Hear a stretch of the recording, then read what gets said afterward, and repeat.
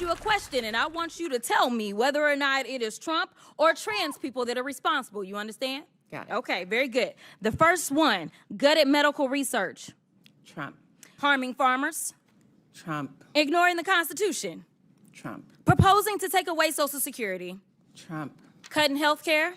Trump. Firing government workers who keep our country safe. Trump. Encouraging an environment of hate and divisiveness. Trump. Thank you so much. From her sharp questions during House committee hearings to her choice words. For Republicans, Texas Congresswoman Jasmine Crockett is being hailed as a one to watch in the Democratic Party. She's so much more than that. She's so much more than that.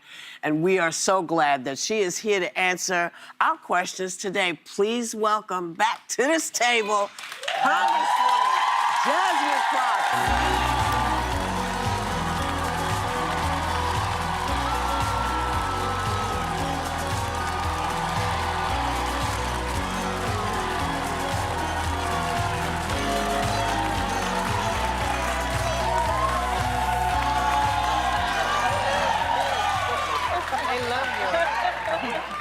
All right, y'all. Hold up. I know it feels like we're home. But we're not. But we want the name. Who was the woman you were asking the questions Yeah, who of? was it? She's amazing. Yeah, the head of the National Women's Law Center. And I was wondering whether or not my staff told her that I was going to end up playing a game with her. Because people get nervous sometimes when I do my games. But usually our witness should know the answers. Right. Yeah. And, you know, she did it, and literally by the end, you could see, like, she was exacerbated, right? Yeah. And I think that that's how the country is feeling, Yeah. right? Yeah. And so in a campaign where we talked about trans folk, like, ad nauseum, right? I just wanted to be clear that the harm that people are feeling every single day, that is not caused by trans people, is caused by the person sitting in the White House. Yeah. Yeah. Yeah. So before we get into everything today, we're celebrating Juneteenth. Yeah. Yeah. Tell me about Juneteenth. Listen, now I'm a Texan. Yes, you are. So I feel like the rest of the country is just now kind of getting tuned in. Yeah. But I will tell you that being a Black woman, and for those that don't understand Juneteenth, this was about the fact that the last slaves down in Texas finally, 2 years later, realized that, or were made aware that they were no longer enslaved people.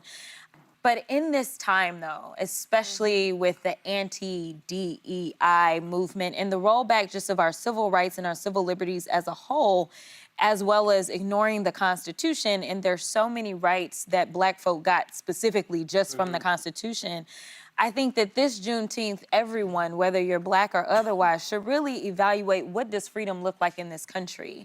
And are we willing to fight for it? And I think, you know, evaluating what happened at No Kings, I think we are ready and willing to fight for our freedom. But I think that it is important that we come together and we define what freedom looks like for those of us in this country, not just Black folk.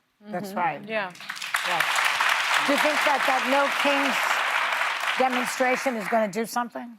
I hope so. Uh-huh. I think that it's good to be in community. Right now, a lot of people are like, what can I do? And I feel helpless and that kind of stuff. Yeah. But literally to show up and to see that there's so many like-minded people, as soon as you get off of X, you can find, you know, like-minded people, right? And so, like, seeing them in person and being in community and look at having that. the opportunity, I mean, it's astounding. It makes you say, you know what, I'm not crazy, okay? Yeah. Like, And I'm not there's- alone. Exactly. And Whoopi so, says that all the time. We're not alone, and that proves it. It does. Yeah. It really does. Anyway, in recent months, Trump has called you, quote, a low IQ person and a lowlife.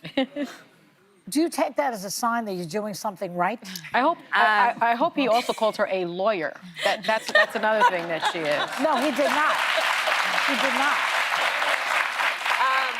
You know, he's good at projecting, is what I'll say to that. But, you know, I can't imagine being the president of the United States with everything that's going on in the world and worried about a sophomore in the House. Well, you're a powerhouse, darling. Don't minimize. Come on. still, he the president of the United States, right? So it He's talks about scared. like his level of petty, number one, and it also just kind of goes to the fact that like he's not focused on the things that he needs to focus on. Listen, you're the president, I'm over in the House, and I'm trying to get these House members to do right by their constituents, Yeah. which means going against you. But you're taking out your time when people are literally struggling. You said on day one you were going to reduce the price of eggs. We ain't heard nothing about it.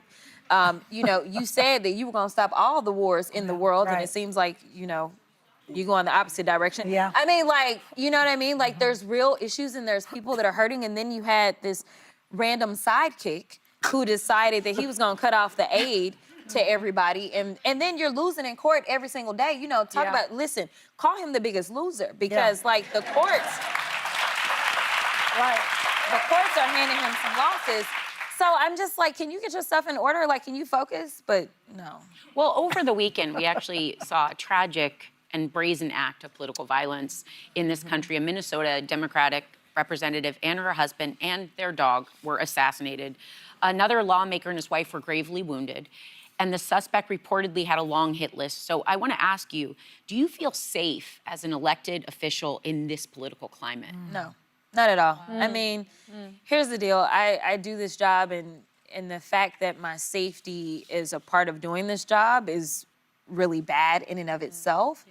But while we spend millions upon millions just so that this guy can go and golf, or while they spent $45 million for his little birthday parade, you know, like, I'm just saying, can we reprioritize some of those dollars? When they killed our continuing resolution this last time, one of the things they didn't take out is that they had included an additional, I believe, $10 million to protect non-justices. I'm like, listen, I'm not even asking for $1 million, but can we get something? Because we have nothing. The only people in the House that have protection, you get protection based upon your leadership post. That's it. Those are the only ones. And so when you figure out security, you have to hopefully raise enough money to then be able to pay for security yourself.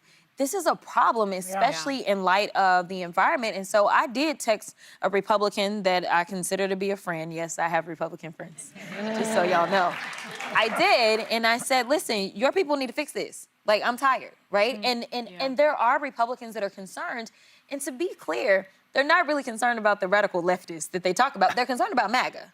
Because we saw the same thing happen when we had the speaker election, right? And so when people were mad about them not voting for Jim Jordan, they started threatening their spouses and all kinds of stuff. And another thing that they're not talking about that really ticked me off, because I just learned about it in the midst of what happened, is that someone has been sending pizzas to members' homes. And they've not done anything. So I'm just like, you know, like, we still have a role to play. I get that nobody really likes the Congress, but I mean, we still are duly elected and we're a co-equal branch of government, but we always seem like we're the stepchild. Well, it makes it even more irresponsible that a president would come for, as you said, a sophomore member of the House, knowing that you're not protected. But he's scared of her. She's tough and smart. That and doesn't she's- change the I danger know. it puts her in. Exactly. I know that.